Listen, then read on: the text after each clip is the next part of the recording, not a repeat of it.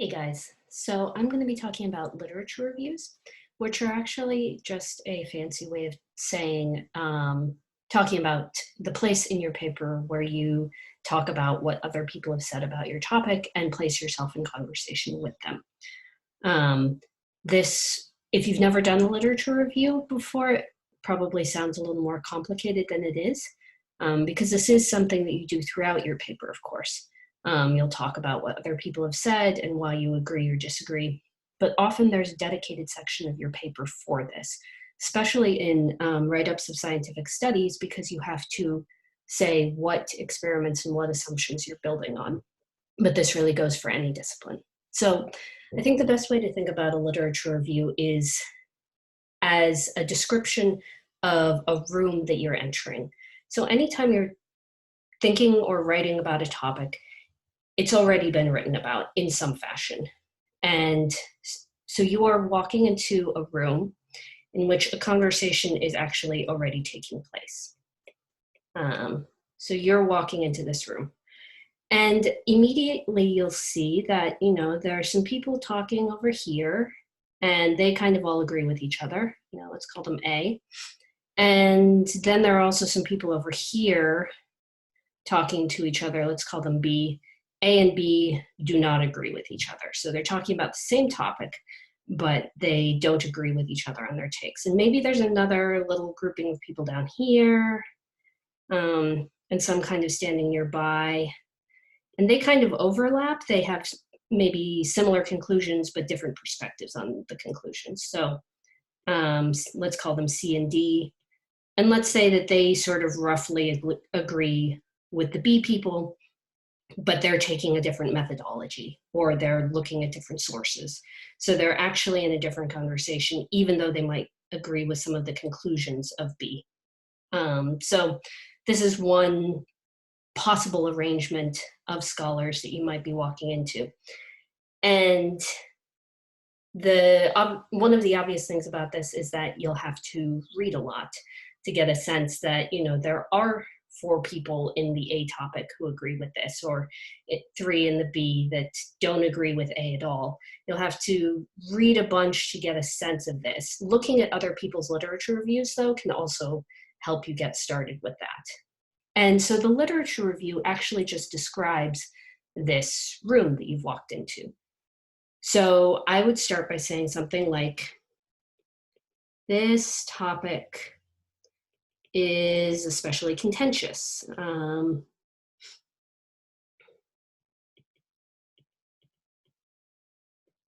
Around blank issues, let's say. And maybe you would start by talking about this little cluster over with the B, C, and D. So you could say, B is a popular position because reasons. Some scholars who agree with the conclusions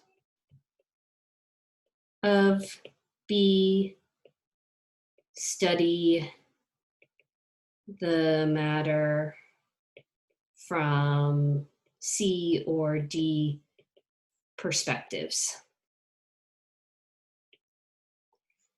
And then you're going to have to talk about A and how they don't agree with anybody. So you'll want to say, and name them, maybe scholars, blank scholars. However,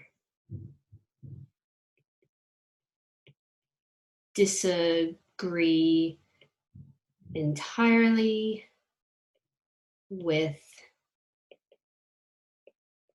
the premises of B, C, and D, and believe A. So that's one possible description of what's going on up here. Obviously, I'm making up the disagreement they have about this topic. But the idea of the literature review in this section is to talk about other people's thoughts, and specifically how they relate to each other.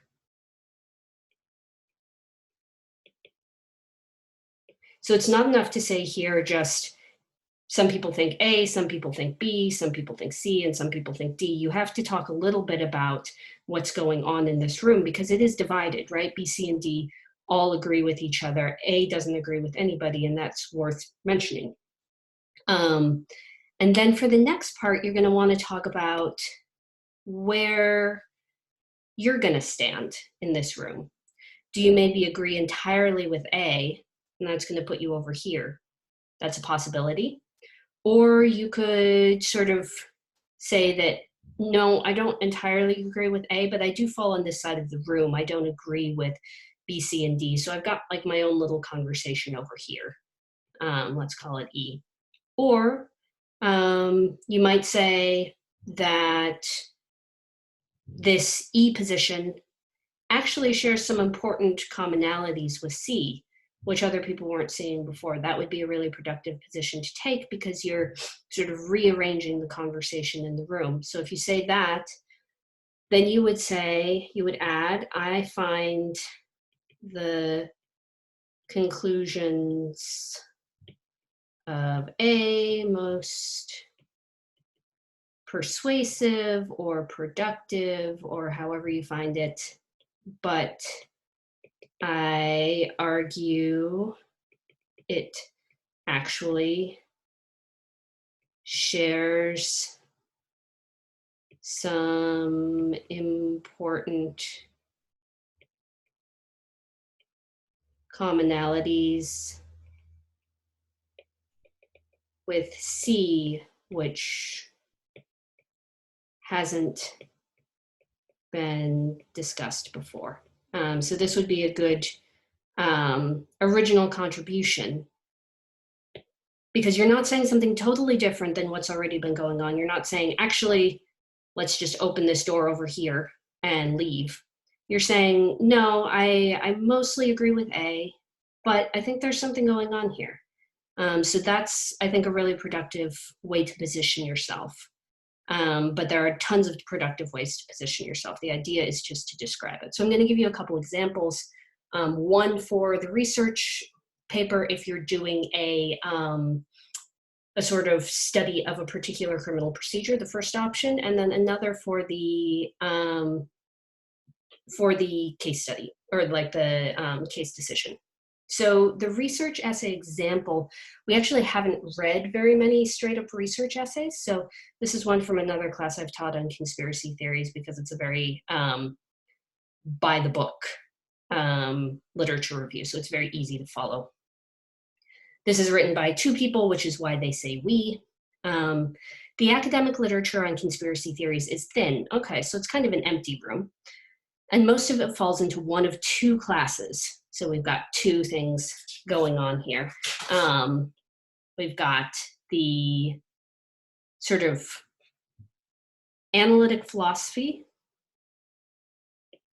approach, and there's also the sociology and Freudian psychology approach. So sociology and Freudian psychology approach. And these two he's not saying they necessarily disagree, but they're working on different issues. And both approaches have proved illuminating, but neither is entirely adequate. So the former, because the conceptual questions are less tractable and less interesting than the social and institutional ones. So that's a little bit of a dig at this one. And the latter, because it neglects newer work in social psychology and behavioral economics, both of which shed light on the causes of conspiracy theorizing. Rather than engaging with the conceptual debates, we will proceed in an eclectic fashion, mostly from the ground up. So they're saying, actually, we're going to be over here. We're going to do a totally different thing. Though it does sound like they're going to borrow a little bit from the sociology thing. They don't think the analytic philosophy approach is interesting, but they do sound like they're going to borrow a little bit from this. So here you've got the what they say, and then the what I say. And you'll notice they also talk a little bit about method here, which can be really helpful. So that's one possibility. The other possibility is if you are writing a case decision. I think the Sotomayor one is kind of well done. Because she's concurring in part with something that's already been written, and she's disagreeing with the dissent. So she's positioning herself between these two different sides.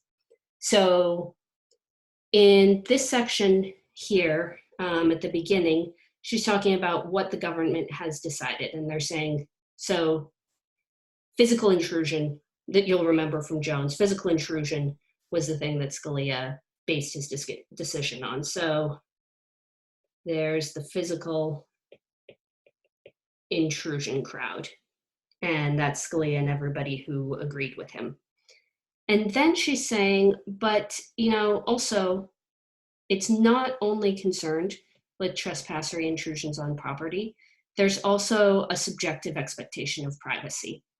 And she cites all of the things that have talked about that. So that's, Smith v. Maryland, Katz v. US, and she expands a little bit on Katz.